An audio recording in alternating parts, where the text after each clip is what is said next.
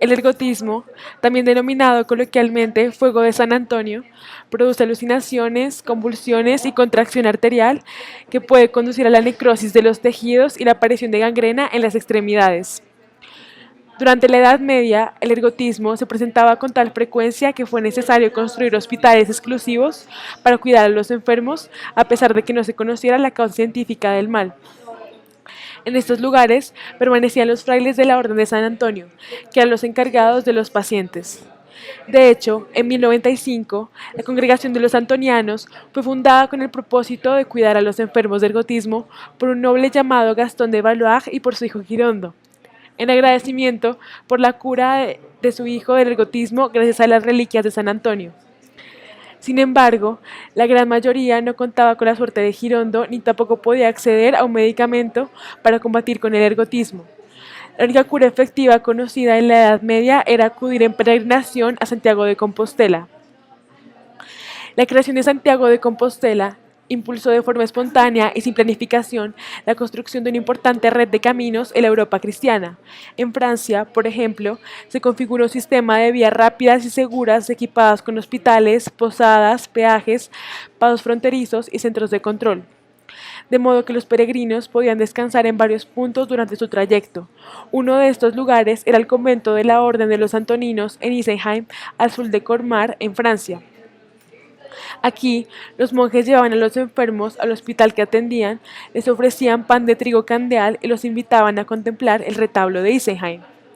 Esta obra fue elaborada entre los años 1512 y 1516, comisionada para el hospital del monasterio al pintor alemán Matthias Grunewald. El retablo presenta la crucifixión de Cristo que está cargada de misticismo. En otras palabras, esta escena dramática y dolorosa permite al espectador creyente alcanzar una conexión con el sufrimiento de Jesús. Esto último adquiere mayor validez si tenemos en cuenta que la mentalidad de aquel entonces estaba bastante permeada por la Iglesia y el cristianismo. Además, en el momento en que el retablo se abre, aparece a la derecha una escena terrible, las tentaciones de San Antonio. En este panel aparece el santo siendo jalado del cabello, rodeado por varios demonios y por un hombre infestado de llagas. Este individuo llama la atención por su parecido con una víctima del ergotismo, por lo cual se sugiere que el pintor lo retrató para que los enfermos se vean reflejados en él mismo. Entonces, vemos que las imágenes del retablo servían de consuelo para los peregrinos víctimas del ergotismo, pues estos, al contemplarlas con los ojos del alma, podían identificarse con el dolor de la crucifixión o con el hombre repleto de llagas. La razón científica que explica por qué los peregrinos se curaban al llegar a Santiago de Compostela.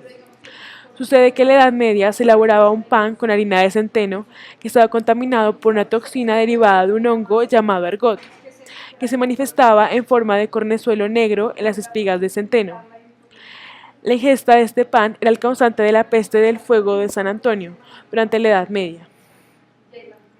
Así, los enfermos se curaban cuando reemplazaban este alimento contaminado por el pan de trigo candeal que les ofrecían los antoninos.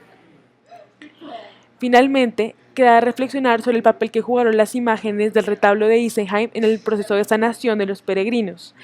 Este último término no solo involucra la desaparición de los efectos del envenenamiento producidos por el hongo ergot, sino también una curación a nivel espiritual, que en este caso era alcanzada gracias a la meditación que realizaban los peregrinos al contemplar las imágenes. De modo que en este caso vemos que la ciencia y la religión se complementan para que el individuo alcance un estado de tranquilidad anímica y física.